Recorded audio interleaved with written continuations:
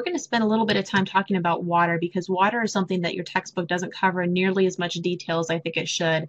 Believe it or not, most Americans are chronically dehydrated, and it has led to a lot of different chronic conditions. There was one physician specifically who actually wrote a book called Our Body's Many Cries for Water, and in this book he discusses how he saw over and over and over again in his clinic how when he simply prescribed water or started out with a proper amount of water, many conditions, health conditions, subsided. And so it really made him start to think about the consequences that we are facing as a nation by simply not drinking water anymore. We drink a lot of juice, we drink a lot of milk, we drink a lot of soda, a lot of energy drinks, a lot of tea. There's a lot of things that we like to replace water with, but we never really drink pure water. And it does become a problem over time. So we're going to talk about real briefly some of the implications of not consuming enough water. I want you to focus on the fact that water is involved truly in many, many, many body processes. It's not just simply hydrating your body, but your nerve impulses, your ability to be able to sense things, to be able to react to things, is to some degree based on the hydration of your cells. Muscle contractions, if they're not hydrated properly, you will feel you'll have very sore muscles over time. Nutrient transport will become very important. Removal of waste. The kidneys cannot function properly if you don't have an adequate amount of water flushing the toxins out of the body. And a lot of different chemical reactions as well. Why is chronic dehydration such a big problem today? We already discussed the fact that we are drinking everything except for water. But what we don't tend to realize is how much of our bodies are truly made from water. When you consider the human body as a whole, 70 to 75% of us is made out of water. So even though it might be a bit of a morbid thought, if you consider of dehydrating a person, you'll only be left with about 25% of them. So that's how much of our body and our cells in general is simply composed of water, and we're losing that water constantly. So it's got to be replenished throughout the day. The brain specifically utilizes a lot of water. The brain is about 85% water. The other 15% is fat, and we'll discuss that in the fat chapter. But more often than not, the number one symptom that people experience as a result of chronic dehydration is brain fog.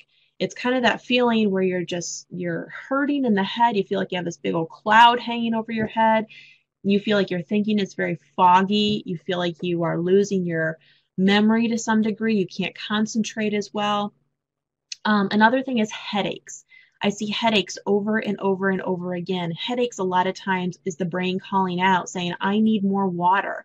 And more often than not, we tend to just pop an aspirin or a Tylenol, when if you just simply take a glass of water or two or three, you'll find that your headache will go away. I've had numerous people try that and say it works. It really, truly does. My brain was just simply dehydrated. So the next time you get a headache, consider that you might be suffering from dehydration. So overall, when people start to drink the proper amount of water, they do feel more energetic. We'll often ask the question, coffee, tea, soft drink, soda, why are they not substitutes for water? They really, truly aren't. And let me draw you a basic picture a minute here. Ignore the picture that's up there at the moment. This kind of goes back to high school chemistry again. Let me turn this to black. Let's say this is the inside of our small intestine. So on the outside of the small intestine, you have some body cells. And there's many more beyond that, but those will be the cells of the small intestinal wall. If you think back to, again, high school chemistry, you might have heard the term osmosis. Osmosis is basically where the body is trying to equalize solutes. So when things go in, it wants to make sure that the amount of solutes going in or stuff going in is balanced well throughout the entire body. So what happens is, let's say you drink something sugary. Let's say it's soda perhaps, or an energy drink, milk, juice. You have a whole bunch, I'm going to try to draw some lines here. You have a whole bunch of sugar molecules or solutes coming into your small intestine, your small intestinal tract, or the tube per se. However, on the outside of that tube, you have a concentration of those solutes that is much less. Okay, and you'll see this in the cells too. The cells might have a little bit of the sugar. It's not going to have nearly as much, though, as what is inside the small intestine. So because of osmosis, what the body tries to do is it will take water from the outside of your cells and the outside, or your body, I guess it's really inside your body, and it will start shoving water in this direction towards your gut. Because what's it trying to do? It's trying to dilute out all that sugar that is in your gut. Now, most of the time, what that does then is it's pulling water from the body, putting it into the gut, and then it has to expel all the water. So that's why you're in the bathroom constantly when you're drinking a lot. But overall, what should be happening when you are drinking water is you should see your cells taking up all that water, and the water should be going in this direction. It should be going out of your gut and being absorbed by your cells. With sugary drinks and beverages, it's not. Just the opposite happens. So really what's going on is you are dehydrating your body more. You are not rehydrating. Okay, so that is why those things are not replacements for water. Water is needed to extract energy, particularly from carbohydrates. So carbohydrates give us a lot of energy molecules, or sugar, as we'll learn later, which the brain and body cells do use for energy. But the problem is that in order to extract the energy, they have to go through this cycle that we'll call the Krebs cycle later on. The Krebs cycle will not function to extract the energy from those carbohydrates unless water is put into the system. So when the body is dehydrated, it doesn't tend to put water into that system. And so instead, you might be eating a lot, but the body's not turning that glucose or that sugar into energy. Instead, it's just storing it. So you tend to feel foggy. Going on, I'm gonna go through just a couple situations or implications of chronic dehydration. This is one that a lot of people don't tend to think of, asthma. You see this more in children than what you do in adults, but I want you to think about back in high school, or it's just kind of a general cliche, I guess. Most people understand the concept that where salt goes, water flows. So wherever you have a lot of salt, salt tends to draw water in. So in your body, water by itself doesn't know where to flow. Instead, it does rely on the sodium in the body in order to know where to travel. The lungs in particular, the bronchioles that go down into the lungs, they tend to harbor a lot of salt. And the reason why is because the body knows it wants to draw a lot of water towards those cells or the lining of your lungs, so that as you breathe, the gas exchanges occur very easily. When the body is dehydrated, what tends to happen is it knows, number one, you cannot survive without proper blood pressure. So all the salt will start to move away from your lungs, and it will go into your blood vessels because it wants to draw water away from other parts of the body and dump it into the blood vessels to maintain blood pressure. When this happens, the lungs are one organ system that tends to suffer. For really two reasons. First of all, when you draw water away from the lungs, now the breathing process gets difficult because you don't have that lubricant in between the cell linings or the tissues being able to exchange gases easily. The other thing that happens is that the salt is drawn away from the lungs. As the salt is drawn away from the lung tissue, then the mucus lining of the lungs tends to get real thick. Salt is responsible for breaking up that thick mucus. So number one, combine the lack of water with also the lack of salt, and that is pretty much a recipe for asthma. And that's what we see more often in children, like I said, than adults. If you have ever been told that your child will outgrow asthma per se, true asthma is never outgrown. That is pretty much a sign that it is due to dehydration. And it's always worth trying as a first-hand option when a child does present with asthmatic symptoms. One student several semesters ago tried this with her 2-year-old, who the doctor had diagnosed as probably being an asthmatic. She said as soon as the symptoms started coming on, she would just give him a glass of water, and she said every time the symptoms would subside. So it definitely is worth a shot. It's not the only cause of asthma. There is real true asthma out there. But with the increase that we're seeing, I think a lot of it is due to dehydration as well, because children are no longer drinking water. Another concern is GERD and heartburn. You might not think of the relationship between dehydration and GERD or heartburn, but it actually is very strong. If you look at the upper hand drawing here, in which we have the esophagus and we have the stomach, what you notice is the stomach is full of hydrochloric acid. What we'll learn later on is that that is responsible for digesting protein primarily. If you look at the blue that is surrounding the stomach, the blue is this big, thick mucus layer that the stomach develops. The reason why is because the hydrochloric acid is very acidic, as you would know when you vomit. It burns. So you don't want the hydrochloric acid hitting the lining. Let's turn to black. The lining on the exterior, those muscle cells, you don't want that hydrochloric acid hitting those. So instead, the protecting mucus just thickens up and it creates that barrier. What's important to realize is that the mucus is made primarily by water. If you do not have enough water or you are dehydrated, then you will not end up with a good thick mucus lining. And so as soon as you remove that mucus lining, that hydrochloric acid starts to hit those walls. And the first thing you'll notice, let me go back to,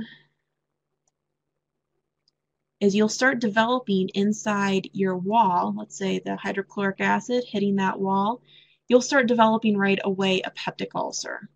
And this often will precede heartburn, but not always. Sometimes you can have a peptic ulcer just by itself also. I'll go ahead and stick that in there though. So a peptic ulcer will form as a result of dehydration. The other thing is hydrochloric acid, as I mentioned earlier, digests protein. So let's say you're dehydrated. You eat a lot of protein. It goes down your esophagus, hits the hydrochloric acid. The hydrochloric acid tries to work on it, but when you are dehydrated, you have to understand there's not a lot of hydrochloric acid. Hydrochloric acid is also made with water. Okay, so when you're dehydrated, not only do you lack the mucus lining, but you also lack enough hydrochloric acid. So the protein will sit in your stomach for a very long period of time. The small intestine cannot digest huge amounts of protein. So as it sits in the stomach, if the hydrochloric acid can't break it down and pass it through right away, what you're going to start seeing is you're going to start seeing the acid and gases start to push up in this direction because there's pressure from the stomach trying to digest the protein and not being able to. So as the pressure goes up and increases, then you're going to get GERD or heartburn because you're going to get stomach acid trying to escape through that particular opening. So that is how GERD or heartburn is also related to a lack of water. Water makes the hydrochloric acid, which digests the protein, decreases the pressure in the stomach. And B, hydrochloric acid, or the water, will build the mucus layer, which will then prevent peptic ulcers. So both of those conditions can be a result of a lack of water.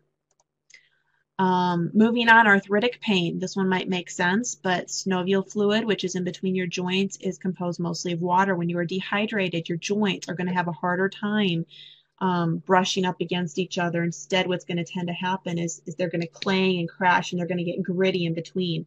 Water keeps them slightly apart, and as they're kept slightly apart, then they can move without any pain. Many people with arthritis will experience this. Once pain starts coming on, drinking water does definitely help to minimize it. Kidney stones we kind of discussed before, but the kidneys do rely on adequate water in order to flush through toxins. If they are having to pull toxins out of your blood, which that is the purpose of a kidney, is to eliminate the toxins from your bloodstream.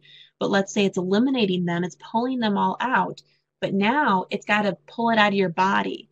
The kidneys can't do that without water. That's how they make urine, is they take the toxins, they combine it with water, they push it through your system. So you need adequate water to push those toxins out of the kidneys. What tends to happen in people who are dehydrated chronically is they will develop kidney stones over time if they're predisposed to it, but also they'll tend to start experiencing kidney failure over time. So it's very important to keep your kidneys healthy by drinking the water. Those are just a couple examples. I truly could go on and on and on about how just about every condition to some degree benefits from water intake. But the question becomes, how much water should we drink? Typically, we hear a lot of the normal 6 to 8 glasses of water, but it really is unreasonable to expect a 250-pound man to be drinking the same amount of water as, say, a 90-pound female. So a more accurate way to determine how much water you need is that you take the poundage of a person, or however much you weigh in pounds, you divide that in two, and that should be about how many ounces of water you drink a day. So a 140-pound person would be drinking about 70 ounces of water a day. One way to determine whether or not you're drinking enough water is to see what's coming out.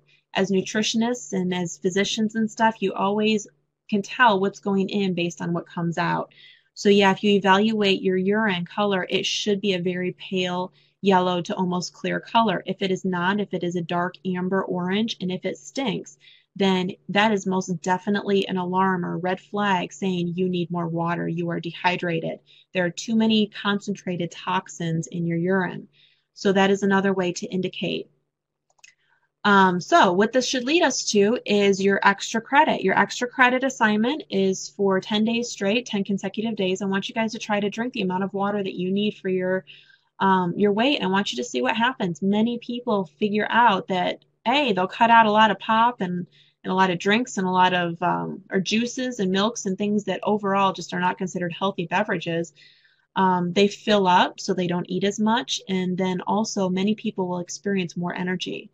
And that's due to various things that we've already discussed.